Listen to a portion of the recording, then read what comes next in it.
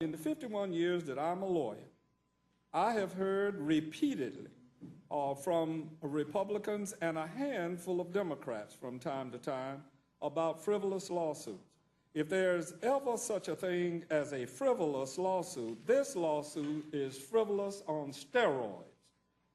And the fact of the matter is, I predict for you that it will be dismissed most immediately upon its being rendered to a court of competent jurisdiction. We're a better people than this, and we shouldn't be doing ourselves these kinds of things. This lawsuit isn't about enforcing the law. You voted 50 times in this institution, really 51, maybe even 52, to repeal the law. And you don't want to have the law enforced, you want it repealed.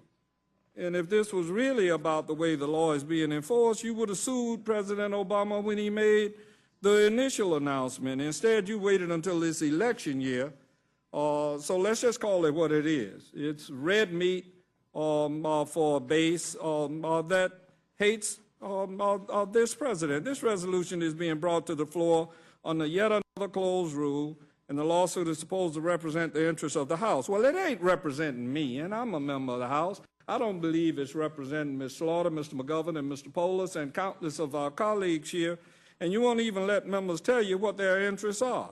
If you're claiming to represent the House, or the Congress even, why aren't you getting any input from members? And I might add another reason that it will be dismissed is that it is not the legislative body. It is a branch of the legislative body and not the whole of the House and the U.S. Senate that is bringing this matter. Now, the Rules Committee is the only committee. You talk about the fact that we debated it up here. It's the only committee that had an opportunity to amend this measure. And even that came after you unilaterally and fundamentally rewrote the bill after our legislative hearing and with zero input from the outside. You were up here yesterday talking about openness and transparency for the Endangered Species Act. We talked about birds and wolves and flowers and all sorts of irrelevant matters as it pertains to what's going on in this country. And yet this lawsuit rides to the courtroom straight from the smoky back room somewhere that we haven't seen.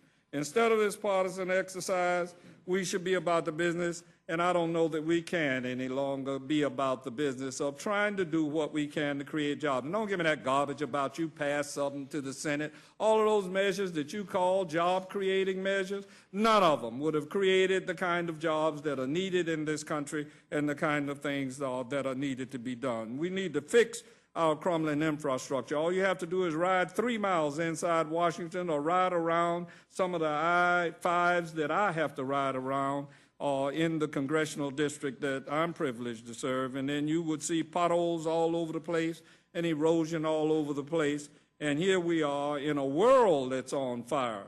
We're around here dealing with a specious or frivolous lawsuit. Instead of doing the kinds of things for clean energy technology that are going to put our children in a position to succeed in the next generation of global competition.